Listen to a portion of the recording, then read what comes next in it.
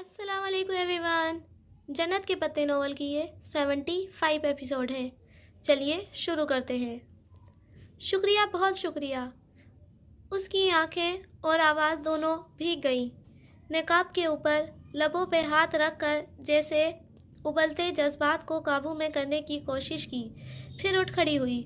लोग सुकून पाकर निढाल होके बैठ जाया करते हैं, मगर वो उसको कैफियत में उठ खड़ी हुई। मकनातीस गायब हो गया और चांदी का मुजस्समा फिर से चमकने लगा था। अल्लाह आपको बहुत खुश रखे। ज़िंदगी में किसी को उसके मुंह पे इतने दिल से उसने शायद पहली दफ़ा दुआ दी थी। वो एक पेशेवराना मुस्कुराहट के साथ सर को जुम्बिश देकर आगे बढ़ गए। जिस शीशे के दरवाजे से वो आए थे, उसके पार अमले के 2 अफराद एक स्ट्रेचर धकेलते जा रहे थे। वो दौड़कर दरवाजे की तरफ आई। वो चेहरा शीशे के दरवाजे के करीब ले जाकर देखा। वो जिहान ही था। लेटे हुए उसकी गर्दन एक तरफ ढलकी हुई थी, यूं के चेहरा हया के सामने था। बंद आंखें, नीचे गहरे हल्के, सर पट्टियों में जकड़ा। एक पट्टी आँख के करीब से गुजरती थी। वो बेहोश बेखबर स्ट्रेचर आगे बढ़ गया। वो बस उसे देखती रह गई। दोनों के दरमियान इस दफ़ा पहले भी शीशे की दीवार थी, ऐसी ही जैसे बहुत पहले उनके दरमियान थी। तब धुंधली थी, आर पार का मंजर मुबहम था, लेकिन अब वो साफ थी। सब वाज़ा था, मगर दीवार तो दीवार होती है, और हाथ जख्मी किए बगैर उस दीवार को हटाना मुमकिन भी ना था। बहुत थकी थकी सी वापस उसने ठीक से दुआ नहीं मांगी थी, मगर वो ठीक से शुक्र तो कर सकती थी ना। सल्तनत तुर्किया के दारुल हुकूमत अनकरा पे शाम का नीलगू सुरमईपन छा रहा। उसके प्राइवेट रूम तक आने से कब्ल वो अपने होटल के करीब एक फ्लोरिस्ट से सफ़ेद गुलाबों का एक बड़ा सा बुके ले आई थी, और अब उसके कमरे में खड़ी एक कॉर्नर टेबल पे रखे गुलदान में वो फूल सेट कर रही थी। सफ़ेद गुलाब जब कांच के गुलदान में जलवागर हो चुके तो उसने चेहरा उनके करीब करके आंखें मूंदे सांस अंदर को उतारी। ताज़ा दिलफरेब महक सारे वजूद में अंदर तक खिल गई। फिर उसने पलट कर देखा। वो सो नहीं रहा था, बस गर्दन से ज़रा नीचे शर्ट डाले आंखें बंद किए लेटा था। सर वैसे ही पट्टी में जकड़ा था, और ऊपर सफ़ेद जालीदार सी टोपी थी। क्या तुम्हें कुछ चाहिए? कहने के साथ हया ने गुलदस्ते से एक अध खुली कली अलहदा की। ओ नो, वो बंद आंखों से ज़ेरे लब बड़बड़ाया। ओके। वो कली हाथ में लिए उस लंबे से काउच पे आ टिकी, जो बेड की पायतियों के करीब ही दीवार के साथ लगा था। अबाया उसने नहीं उतारा था, बस नकाब नीचे कर लिया था। डॉक्टर्स कह रहे थे तुम बहुत जल्दी रिकवर कर लोगे। चंद लम्हे गुजरे तो उसने गुलाब की टहनी को उंगलियों पे घुमाते हुए बात करने की एक और सही की। पता है मुझे। उसने आंखें नहीं खोली, अलबत्ता माथे पे एक उकताहट भरी शिकन के साथ जवाब दिया। वो परवाह किए बगैर हाथ में पकड़े सफ़ेद गुलाब को इसी तरह घुमाए गई। बहुत कुछ याद आ रहा था। तुम्हें याद है जब हम पहली दफ़ा इस्तांबुल में मिले थे, तब तुमने पूछा था कि कौन हया? ज़रा सा मुस्कुरा कर कहते हुए उसने जिहान को देखा, जिसने इस बात पे आंखें खोलकर एक उचटती नज़र उस पे डाली थी। जैसे कि तुम जानते ही नहीं थे कि कौन आया। तो तुमने आगे क्या कहा था? फुप्पो की भतीजी, यानी फुप्पो से मिलने आई हो। हाँ, तो उन्हीं से तो ही मिलने आई थी ना। उसे इन बातों को दोहराने में मज़ा आने लगा था, बिल्कुल जैसे अभी कपाटोपिया देखने आई हो। सो तो है, उसने ज़रा से शाने उचकाए। और कोई था जो ताया के घर जूते उतार कर दाखिल हो रहा था? और एप्पल टी के अलावा तो वो उसे किसी चाय के से वाक़फ़ा ही नहीं था। जिहान ने आंखें वापस बंद कर ली। काउच के इस तरफ शीशे का एक दरवाज़ा था जो बाहर खुलता था। उसके पार अनकरा का मौसम जैसे बहुत खिला खिला लग रहा था, यूं जैसे इस दफ़ा बाहर जुलाई में उतरी हो। और मेरा चूल्हा ठीक करते वक्त मुझे तुम मेरे अल्फाज लौटा रहे थे, मगर मुझे क्या पता था कि कोई मेरी मेल्स भी पढ़ता है। अगर तुम ये सब कहकर मुझे शर्मिंदा करना चाहती हो तो वो मैं नहीं होऊंगा, सो बोलती रहो। और कोई कहता था कि वो बहुत गरीब आदमी है। उसने असर लिए बिना अपना मशगला जारी रखा। सो तो हूँ। और जब तुम्हारे ड्राइवर ने जिहान सिकंदर का नाम लिया तो क्या मैं उसके साथ ना आती? वो अब फूल को टहनी से पकड़े उसकी कली को अपनी थोड़ी पे घुमा रही थी। उसने सिर्फ नाम लिया था, ये नहीं कहा था कि उसे जिहान सिकंदर ने भेजा है। तुम्हें पूछना चाहिए था। और मुझे नहीं पता कि आखिर तुम ताया फुरकान से इतना डरते हो। मौसम की शादाबी उसकी चेहरे पे भी नज़र आ रही थी। मुस्कुराहट दबाए वो सारी बातें दोहराना बहुत अच्छा लग रहा था। वे किसी से नहीं डरता। वैसे फुप्पो कहती हैं कि जिहान की मत सुना करो, वो तो ख्वामखा कहता रहता है। मम्मी की मत सुना करो, वो यूं ही बोलती रहती हैं। वो एकदम चौंकी, फिर बेइख्तियार हंस दी। जिहान ने आंखें खोलकर गर्दन ज़रा उठाकर उसे ताज्जुब से देखा। हंसी क्यों? कुछ नहीं। हया ने मुस्कुराते हुए सर झटका। और याद है कि किस तरह तुमने और आयशे ने जाहिर किया था तुम एक दूसरे को नहीं जानते? गुलाब की पत्तियों को अपने रुखसार और ठोड़ी पे महसूस करते हुए उसने एक वक्त का हवाला दिया जब आयशे और जिहान के लिए बंदरगाह तक आई थी। गलत, हमने कुछ जाहिर नहीं किया था। अगर तुम पूछती तो हम बता देते। वो बता देती, मगर तुम मेरा एक काम करोगी? उसने बात काट कर बहुत संजीदगी से हया को देखते हुए कहा। हाँ कहो। वो बहुत संजीदगी से सुनती काउच पे ज़रा आगे को हुई। पहले एक दफ़ा जिहाद ने उससे चाय बनवाई थी, वरना वो कोई काम नहीं कहता था। मुझे फार्मेसी से थोड़ी सी कॉटन ला दो। श्योर। वो मुस्तादी से उठी। उसका काम करने की खुशी बहुत कीमती थी। दरवाजे तक पहुंचकर वो किसी ख्याल के तहत रुकी और पलट कर जिहान को देखा, जो अभी तक उसे ही देख रहा था। किस लिए चाहिए कॉटन? मुझे कान में डालनी है। वो जो पुरजोश थी बाहर जाने के लिए तैयार खड़ी थी। पहले आंखों में हैरत उभरी, फिर अचंभा, फिर समझ आने पे ढेर सारी खफगी। लब खुद ब खुद भीज गए और पैर पटकती वापस काउच पे आकर बैठ गई। बाजू सीने पे लपेटे, टेक लगाए, खामोश मगर नाराज़ नज़रों से उसे देखने लगी। बहुत शुक्रिया। उसने गर्दन सीधी करके आंखें फिर से मूंद ली। ये आदमी भी ना 2-4 दिन मुहज़्ज़ब बना रहे तो बीमार पड़ जाए, इसलिए अपने असल रूप में बहुत जल्द वापस आ जाता है। वो इस तरह खफा खफा सी बैठी उसे देखती रही। सुबह पहाड़े को सबिया खानम को छोड़ने से कबल उसने एक मोबाइल फ़ोन मबासिम खरीद कर उसे एक्टिवेट करवा दिया। میں تمہارے ساتھ ہاسپٹل نہیں جا سکتی؟ بہاریں خفا ہوئی تھی۔ وہ دونوں صبیحہ خانم کے گھر جا رہی تھیں۔ تم نے کہا تھا کہ تم اچھی لڑکی بنی رہو گی اور میری ساری باتیں مانو گی۔ اوکے، میں کیا کہہ رہی ہوں؟ بہاریں فوراً دھیمی پڑ گئی۔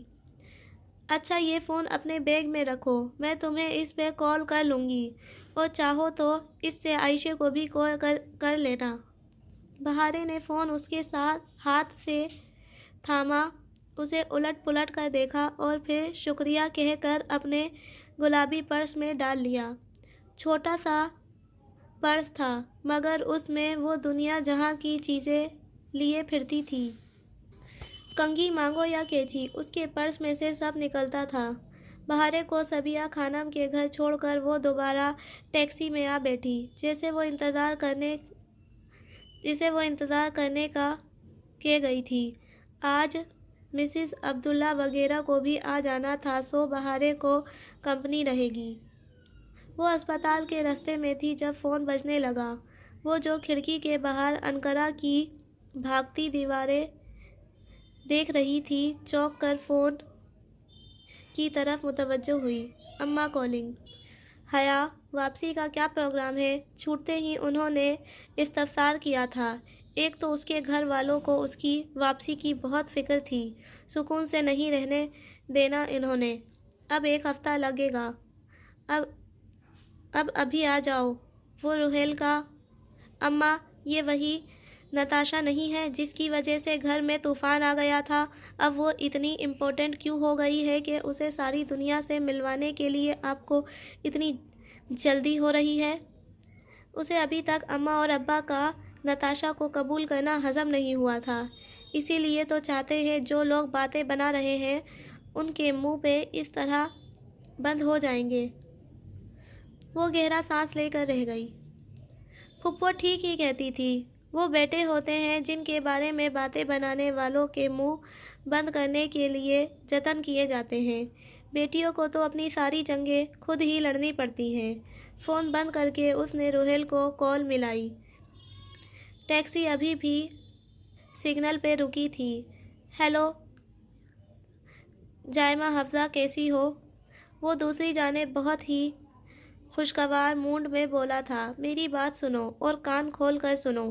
وہ جواب میں اتنے غصے سے بولی کہ ادھیڑ عمر ٹیکسی ڈرائیور نے بے اختیار بیکیو مرر میں اسے دیکھا۔ کیا ہوا؟ وہ چونکا۔ تمہیں اگر ولیمے کی اتنی جلدی ہی ہے تو کر لو میرے بغیر، بلکہ میری طرف سے آج ہی کر لو، مگر اماں ابا سے کہو مجھے بار بار واپس بلانا چھوڑ دیں۔ اگر تم صبر سے میرا انتظار نہیں کر سکتے تو نہ کرو۔ اچھا کیا ہو گیا ہے یار؟ ریلیکس، میں تمہارے آنے تک کچھ نہیں کرنے لگا۔ بہت شکریہ، بعد میں بات کرتے ہیں۔ وہ اسے پکارتا رہ گیا مگر اس نے کال کاٹ دی۔ وہ اسپتال سے ذرا فاصلے پہ اتری تھی۔ پوری اسٹریٹ عبور کر کے آگے اسپتال تھا اور دکانوں کے شیشے کی دیواروں کو دیکھتی آگے بڑھ رہی تھی تاکہ اگر کچھ خریدنا ہو تو یاد آ جائے۔ ابھی وہ اسٹریٹ کے درمیان ہی تھی کہ ایک دم رکی۔ وہ ایک گفٹ شاپ تھی جس کے پار اسے کچھ دکھا تھا۔ وہ تیزی سے اس شاپ تک آئی اور گلاس ڈور دھکیل کر اندر داخل ہوئی۔ اس دوران اس نے ایک لمحے کے لیے بھی نگاہ سے نہیں ہٹائی، مبادا وہ اسے کھو نہ دے۔ اندر دروازے کی دائیں جانب ہی وہ چھت پہ نصب ایک ہک سے لٹکا ہوا تھا ایک بہت خوبصورت سا ونڈ چائم۔ وہ گردن پوری اٹھائے ونڈ چائم کے اطراف میں گھوم کر اسے دیکھنے لگی۔ وہ 1 فٹ لمبا تھا۔ اوپر ایک سلور گول پلیٹ تھی جس سے لڑیاں نکل رہی تھیں۔ 5 لڑیاں، دراصل لکڑی کے لکڑی کی ڈنڈیاں تھیں جن کو سلور پالش کیا گیا تھا، باقی 5 لڑیاں کرسٹل کی تھیں جسے ایک دھاگے سے پنکھڑیاں پرو دی ہوں، گلاب کی پنکھڑیاں، چاندی کی سی چمکتی کرسٹل کی روز پیٹل، ہر 2 پنکھڑیوں کے بیچ ایک سلور اسٹک لٹک رہی تھی۔ اس نے ہاتھ اٹھا کر ہولے سے نازک کانچ کی لڑی کو چھوا، وہ اسٹک سے ٹکرائی اور لکڑی اور کانچ کی کوئی عجیب سی دھن بج اٹھی، موسیقی کی کسی بھی قسم سے مختلف اور انوکھی سی آواز تھی۔ اس کے لمس سے لڑیاں جو گول گول دائرے میں گھومنے لگی تھیں اب آہستہ آہستہ ٹھہرنے کے قریب آزا تھیں، اور تبھی اس نے دیکھا اوپر کی سلور پلیٹ پہ انگریزی میں کھدا ہوا تھا، "Must every house be built upon love? What about loyalty and appreciation?" عثمان بن خطاب رضی اللہ تعالی عنہ۔ اس نے زیر لب ان لفظوں کو پڑھا۔ اسے وہ واقعہ یاد تھا۔ ایک شخص اپنی بیوی کو صرف اس وجہ سے چھوڑنا چاہتا تھا کہ وہ اسے محبت نہیں کرتا تھا۔ اس کے جواب میں یہ الفاظ سیدنا عمر بن خطاب رضی اللہ عنہ نے فرمائے تھے کہ کیا ضروری ہے کہ ہر گھر کی بنیاد محبت ہی ہو؟ تو پھر وفاداری اور قدردانی کا کیا؟ مجھے یہ چاہیے۔ اس نے ایک دم جذبات سے محمود ہو کر بہت زور سے سیلز گرل کو مخاطب کیا، اور پھر احساس ہوا کہ شاپ میں اکیلی ہی ہے، سو اتنا اوور ہونے کی کیا ضرورت ہے؟ مجھے یہ پیک کر دے۔ سیلز گرل مسکرا کر اس کی طرف آ رہی تھی، اب کہ اس نے ذرا دھیمی آواز میں اپنی بات دہرائی۔ ڈی جے ہوتی تو کہتی ہیں ہم وہی پاکستان کے پنڈو۔ پورے 10 منٹ بعد جب وہ ہاسپٹل پرائیویٹ میں داخل ہوئی تو ہاتھ میں پکڑے شاپنگ بیگ میں ونڈ چام نفاست سے پیک کر کے رکھا تھا۔ السلام علیکم، اس نے عادتاً دروازہ بند کرتے ہوئے سلام کیا، مگر اگلے الفاظ لبوں میں ہی رہ گئے۔ جیہان کمرے میں نہیں تھا، اس کا بستر خالی تھا۔ اس نے سب سے پہلے باتھ روم کے دروازے کو دیکھا جو ذرا سا کھلا تھا۔ جیہان پرس اور شوپر میز پہ رکھتے ہوئے اس نے ذرا فکر مندی سے پکارا، جواب ندارد۔ اس نے باتھ روم کا دروازہ کھٹکھٹایا، پھر دھکیلا۔ بتی بجھی تھی، وہ وہاں بھی نہیں تھا۔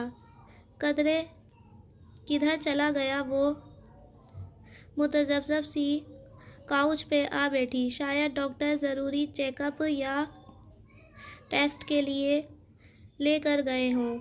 یہ سوچ کر ذرا تسلی ہوئی۔ کچھ دیر وہ یوں ہی بیٹھی رہی، پھر ونڈو چام پیکنگ سے نکالا اور سنگل دروازے تک آئی جو باہر کھلتا تھا۔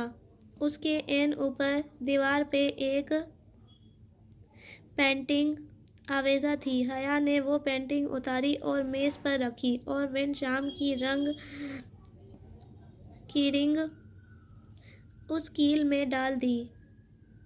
ونڈ چام کی چین دروازے کے سر پہ ختم ہوتی تھی اور سر سے سلور پلیٹ اور لڑیاں لٹکتی تھیں۔ اس نے مسکرا کر پیچھے جا کر اپنے تحفے کو دیکھا، جیسے وہ صرف جیہان کے لیے لائی تھی۔ اچھا لگ رہا تھا۔ ارتعاش کے باعث ذرا سا حرکت میں گول گول گھومتا دروازہ،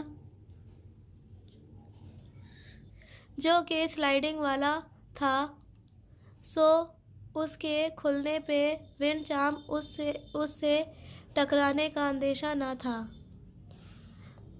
फ़ोन की घंटी बजी तो उसने फ़ोन पर्स से निकाला। इस्लामाबाद पिंटी के लैंडलाइन का कोड था। अल्लाह अल्लाह, आज तो रुहेल मुझसे कत्ल हो जाएगा। हेलो।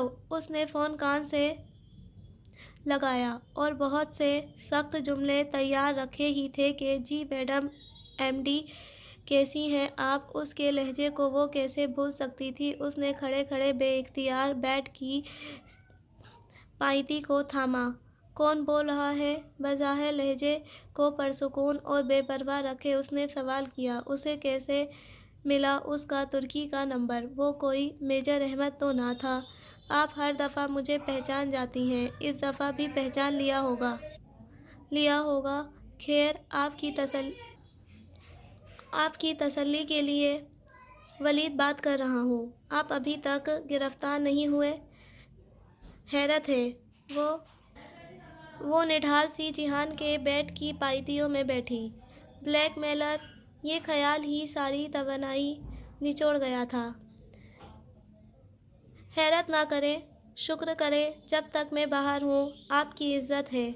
जिस दिन मैंने इज़्ज़त देने वाला और छीनने वाला अल्लाह है। जब तक वो मेरे साथ है मुझे आपकी परवाह नहीं। दबे दबे गुस्से से वो बोली थी। और आपको क्या लगता है आप कोई भी मूवी उठाकर उस पे मेरा नाम लगा कर पेश कर देंगे तो क्या सारी दुनिया यकीन कर लेगी? इनफैक्ट आप जो करना चाहते हैं कर लें, मुझे कोई परवाह नहीं। मैं आपको आखिरी मौका दे रहा हूँ। आप लोग मेरे खिलाफ केस वापस ले लें और जो पट्टियाँ आपने मेरे खिलाफ सुलेमान अंकल को पढ़ाई हैं ना, और जिसमें मुझे और हेड आर्किटेक्ट को इन्वॉल्व कर रही हैं, उस मामले को भी यहीं ख़त्म कर दें, वरना मैं बुरा पेश आऊँगा। वो एक एक लफ्ज़ चबा कर कह रहा था। तो अब्बा ने इस मामले पे भी उसको आड़े हाथों लेना शुरू कर दिया था। मसलन क्या करेंगे आप? उसने फिर से अपने लहजे को मजबूत करने की सही की, मगर दिल की लर्जिश ने ज़बान को ज़रा सा छुआ था। अल्फाज लड़खड़ा गए थे। मैं क्या नहीं कर सकता इस वीडियो के साथ। मैं जानता हूँ आप कितनी खौफज़दा हैं इससे, सो मैं इसकी सीडी बनवा कर इसे आपके घर के सारे मर्दों में तकसीम कर सकता हूँ। वो शायद आपको कुछ भी ना कहें, मगर वो दिल से आपकी इज़्ज़त कभी नहीं कर सकेंगे। आप रुस्वा होकर रह जाएंगी। जहन्नुम में जाओ, उसने फट पड़ने वाले अंदाज में कहा और फ़ोन बंद कर दिया। तभी कांच, स्टील और लकड़ी के बाहम टकराने की आवाज़ आई। फ़िज़ा में एक मध्यम सा अरताश हुआ। वो तेज़ी से पलटी। जिहान बालकनी के दरवाजे से अंदर दाखिल हो रहा था। उसका सर शायद विंडो चाम को छुआ था। एक नज़र हया पे डालकर वो मुड़ा, गिलास साइड बंद की और फिर पलट कर बेड तक आया। तुम कहाँ थे? उसने बामुश्किल खुद को संभाला। कहीं उसने कुछ सुना तो नहीं? फिर हया को देखा, गहरी अंदर तक उतरती नज़र, और फिर खामोशी से बिस्तर पे लेटने लगा। तुम्हें यूँ नहीं जाना चाहिए था। सिस्टर को पता चला तो बुरा मानेगी। अभी तुम ठीक नहीं हो। तुम बताओ, तुम ठीक हो? वो अब तकिए के सहारे लेटे लेटे बहुत गौर से हया का चेहरा देख रहा था। बस एक पल लगा उसे फैसला करने में। वो बीमार था, फिर उसके दूसरे मसाइल भी तो थे। क्या अब उसे एक नया इशू खड़ा करके उसको मज़ीद बोझल करना चाहिए? क्या वो इतनी खुदगर्ज थी? हाँ, मैं ठीक हूँ, और ये तुम्हारे लिए लाई थी। उसने ज़बरदस्ती मुस्कुराने की सही करते हुए विंडो चाम की तरफ इशारा किया, जो जिहाद से टकराने के बायस अभी तक गोल गोल घूम रहा था। शुक्रिया। उसने क्रिस्टल के उस खूबसूरत तोहफे को देखा तक नहीं, बस इसी तरह हया को खोजती निगाहों से देखता रहा। वो अभी तक बेड की पायतियों के साथ खड़ी थी, अस्तराबी अंदाज में उंगलियां मरोड़ती, ज़रा बेचैन और मुस्तरब सी। क्या घर से फ़ोन था? उसने जैसे बहुत सोच कर सवाल पूछा। हया का दिल ज़ोर से धड़का। اس نے کمرے کے باہر سے کچھ لازمی سنا تھا، ایڈیٹ نہ ہو تو۔ نہیں، ولید لغاری تھا۔ اس نے سچ بول دیا۔ وہ ذرا سا چونکا، وہی آبرو اٹھا کر یک لفظی استفسار کیا۔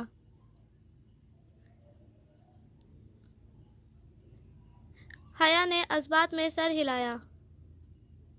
تم نے کہا تھا کہ آفس جایا کروں، سو میں نے آفس جا کر اس کے کچھ بدعنوانیاں پکڑیں اور ابا کو بتا دیا۔ وہ اسی پہ مجھے دھمکانے کے لیے بار بار کالز کر رہا ہے۔ لاپرواہی سے کہتے ہوئے اس نے ذرا سے شانے اچکائے۔ جیحان کے چہرے پہ ناگواری ابھری، مگر جیسے ضبط کر گیا۔ ابھی یہی کہہ رہا تھا۔ ہاں، مگر میں اس کی زیادہ دیر نہیں سنتی، 2-4 سنا کر فون رکھ دیتی ہوں۔ ابھی پی ٹی سی ایل سے کیا تھا تو میں نے اٹھا لیا، ورنہ موبائل کے غیر شناسا نمبر تو اب میں اٹھاتی ہی نہیں ہوں۔ کیا اس نے تمہیں کبھی موبائل سے فون نہیں کیا؟ اب کی بار وہ چونکی۔ کچھ تھا جیحان کی آواز میں، کچھ ایسا جسے وہ کوئی نام نہ دے سکی۔ اگر تمہیں مجھ پہ شک ہے تو میرا فون چیک کر لو۔ نہیں، ایسی بات نہیں ہے۔ میں اس لیے کہہ رہا ہوں کیونکہ میں نے شاید اس کا موبائل نمبر دیکھا تھا تمہارے موبائل میں، لیکن اگر مجھے تم پہ شک ہوتا تو اسی وقت کہتا۔ اس کا موبائل نمبر؟ کدھر؟ اس نے حیرت سے دہراتے ہوئے اپنا موبائل اس کی جانب بڑھایا۔ جیحان نے بغیر کسی ہچکچاہٹ کے فون تھاما، چند ایک بٹن دبائے اور پھر اسکرین اس کے سامنے کی۔ وہاں کال لاگ کھلا پڑا تھا۔ پچھلے ہفتے کی کوئی تاریخ تھی کیا؟ وہ ناسمجھی سے اسکرین کو دیکھنے لگی۔ ہاں، کوئی غیر شناسا نمبر تھا جس پہ کال ٹائم آدھے گھنٹے سے ذرا اوپر کا تھا۔ یہ کس کو؟ وہ تعجب سے بڑبڑاتی ایک دم چونکی۔ یہ تو ارحم نے کال کی تھی۔ یہ کس کا نمبر ہے؟ اس نے فون ہاتھ میں لے کر قریب سے لاگ کو پڑھا۔ جیحان بہت غور سے اس کا چہرہ دیکھ رہا تھا۔ حیا، یہ ولید کا نمبر ہے۔ لمحے بھر کو حیا کا تنفس بالکل تھم سا گیا۔ وہ سانس روکے ہک دم سی جیحان کو دیکھنے لگی۔ تو وہ ولید تھا جس کے ساتھ ارحم اور ولید۔ او گاڈ! مگر تمہیں کیسے پتا یہ ولید کا نمبر ہے؟ جیحان سے ایسے سوال پوچھنا بیکار تھا، پھر بھی وہ پوچھ بیٹھی۔ اس نے ذرا سے شانے اچکائے۔ جب سلیمان ماموں اسپتال میں تھے تو ان کے فون پہ اس کی کال آئی تھی، تب میں نے اسکرین پر آیا اس کا نام اور نمبر دونوں دیکھے تھے۔ مجھے نمبرز کبھی نہیں بھولتے۔ اب تم بتاؤ، ارحم کا اس معاملے سے کیا تعلق ہے؟ ایک دفعہ پہلے بھی وہ تمہارا فون لے کر گئی تھی، مجھے یاد ہے۔ حیا کا سر چکرا رہا تھا۔ وہ نیم جان قدموں سے چلتی کاؤچ پہ آ بیٹھی۔ ارحم اس کے لیے اپنے گھر کا کوئی فون استعمال نہیں کرتی تھی، اس لیے نہیں کہ وہ پکڑی نہ جائے، بلکہ اس لیے کہ وہ ولید کے ساتھ پکڑی نہ جائے۔ بہت کچھ تھا جو اس کی سمجھ میں اب آ رہا تھا ارحم کا۔ وہ پھر بولتی گئی، جو بھی اسے معلوم تھا بتاتی گئی۔ جیحان خاموشی سے سنتا رہا۔ وہ چپ ہوئی تو بس اتنا بولا، مجھے ارحم اور ولید میں کوئی دلچسپی نہیں ہے۔ مجھے تو بس یہ بات کھٹک رہی ہے کہ اس نے بار بار تمہارا فون کیوں استعمال کیا؟ کیا تم مجھ پہ شک کر رہے ہو؟ نہیں بھائی، وہ جیسے اکتایا۔ میں ارحم کی بات کر رہا ہوں۔ بجائے کسی ملازم یا کسی دوست کا فون استعمال کرنے کے، اس نے تمہارا ہی کیوں کیا؟ اس نے تمہارا ہی کیوں کیا؟ پتہ نہیں، مگر میں ارحم سے بات ضرور کروں گی۔ وہ ٹیک لگا کر بالکل خاموش سی ہو کر بیٹھ گئی، جیسے کچھ سوچ رہی ہو۔ اس کی نظریں ونڈو چام کی لڑیوں پہ مرکوز تھیں، مگر ذہن کہیں اور بھٹک گیا۔ وہ ویڈیو کس نے دی ولید کو؟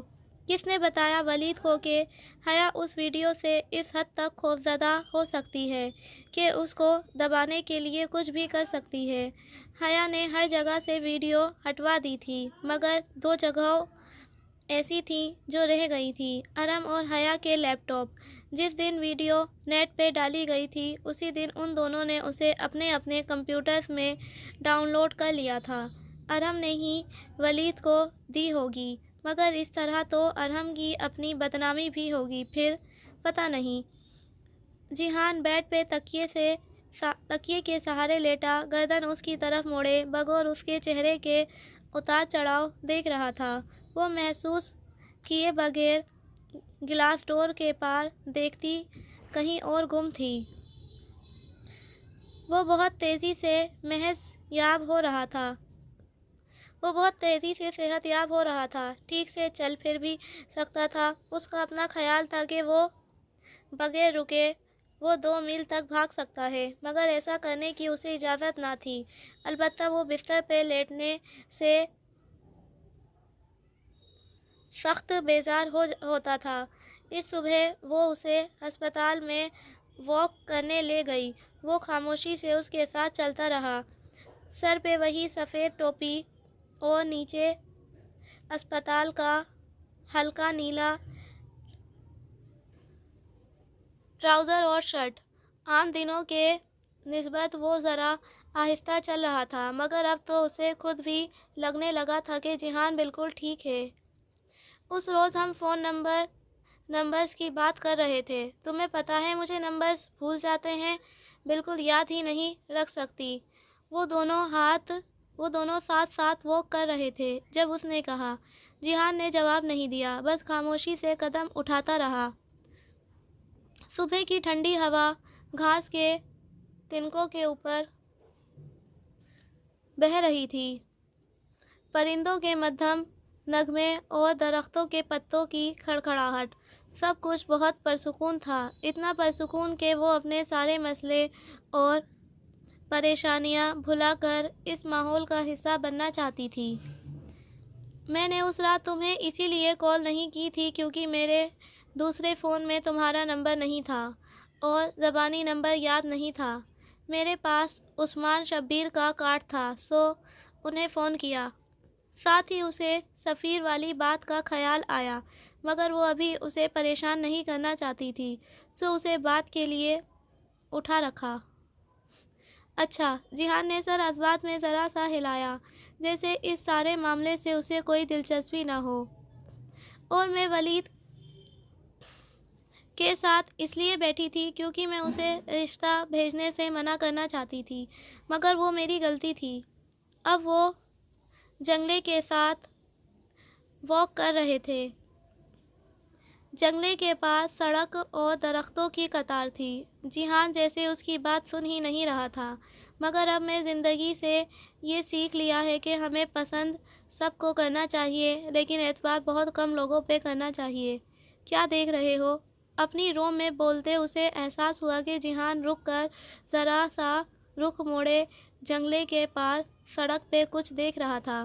حیا نے اس سے نگاہوں کا تعاقب کیا۔ وہاں درختوں کے ساتھ پولیس ایک جگہ کو فیتہ لگا کر سیل کر رہی تھی۔ لوگوں کا راز سازش پھیلتے کے اطراف میں جمع ہو رہا تھا اور وہ گردنیں اونچی کر کے ممنوعہ قطع اراضی کو دیکھ رہا تھا۔ حیا نے بھی ذرا آگے ہو کر دیکھا۔ وہاں زمین پہ ایک شخص چت گرا پڑا تھا، ہاتھ میں پستول، کنپٹی پہ گولی کا نشان اور ڈھیر سارا خون۔ اللہ اللہ! اپنے ہاتھ کو بے اختیار لبوں پہ رکھا۔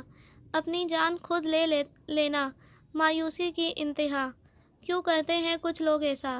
نہیں، جیحان نے اسی منظر کو دیکھتے ہوئے نفی میں گردن ہلائی۔ میرا نہیں خیال کہ یہ خودکشی ہے، کسی نے اسے قتل کر کے لاش کے ساتھ پستول دے دیا ہے۔ اللہ اللہ! یہ شکی مزاجی آدمی بھی نا! اور تمہیں کیسے پتا کہ یہ خودکشی نہیں قتل ہے؟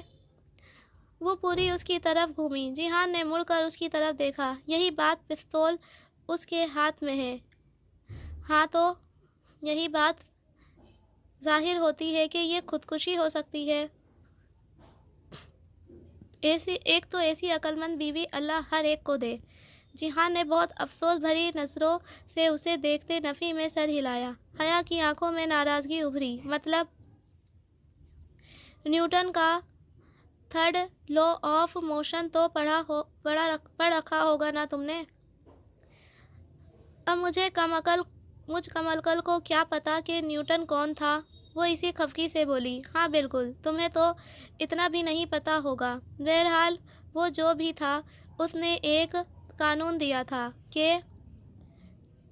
یاد آ گیا، نیوٹن وہی تھا نا جس کا سیبوں کا کاروبار تھا؟ اب کہ اس نے ذرا معصومیت سے پوچھا۔ جیحان نے ایک بے ساختہ مسکراہٹ لبوں پہ روکی۔ ہاں بالکل وہی تھا۔ بہرحال اس کا تیسرا قانون کہتا ہے کہ ہر ایکشن کا ایک برابر مخالف ری ایکشن ہوتا ہے۔ جب انسان گولی چلاتا ہے تو گولی آگے اور گن پیچھے کو جھٹکا کھاتی ہے۔ خودکشی کرنے والے نے جو کہ خود کو ہرٹ کیا ہوتا ہے، اس لیے بامشکل 20% خودکشیوں میں پستول ڈیڈ باڈی کے ساتھ ہی رہتی ہے، ورنہ عموماً وہ اس انسان سے 30 سینٹی میٹر کے فاصلے پہ جا کر گرتا ہے۔ اچھا، مگر ہو سکتا ہے کہ یہ ان 20% کیسز میں سے ہو۔ وہ بھی ہار ماننا نہیں چاہ رہی تھی، مگر وہ نہیں سن رہا تھا۔ دوسری بات یہ جو اس کا زخم کا نشان ہے، یہ ذرا فاصلے سے آیا ہوا لگتا ہے۔ خودکشی میں انسان کنپٹی پہ پستول رکھ کر چلاتا ہے اور اس کا نشان بالکل مختلف ہوتا ہے۔ پولیس آفیسرز اب ڈیڈ باڈی کی تصاویریں بنا رہے تھے۔ ایک آفیسر جائے وقوع کا جائزہ لینے میں مصروف تھا۔ تیسری بات، اگر گولی اس نے خود چلائی ہے تو ہاتھ پہ گن کاؤنٹر ضرور گرا ہوگا، اور اگر میں ذرا قریب سے دیکھ پاتا تو تمہیں مزید ثبوت لا کر دیتا، مگر تم تب بھی نہ مانتی۔ تم بھی تو نہیں مانتے۔ اس نے شانے ذرا سے اچکائے اور واپس مڑ گئی۔ اس کا موڈ آف ہو چکا تھا۔ جیحان سر جھٹک کر اس کے ساتھ چلنے لگا۔ اس نے اتنا کچھ کیا مگر وہ اب بھی یہ ماننے کو تیار نہ تھا کہ اس کی بیوی عقلمند ہے۔ چلو، کبھی کسی دن وہ اس پہ یہ ضرور ثابت کرے گی کہ وہ جیحان سے زیادہ اسمارٹ ہے۔ کبھی نہ کبھی اسے موقع ضرور ملے گا۔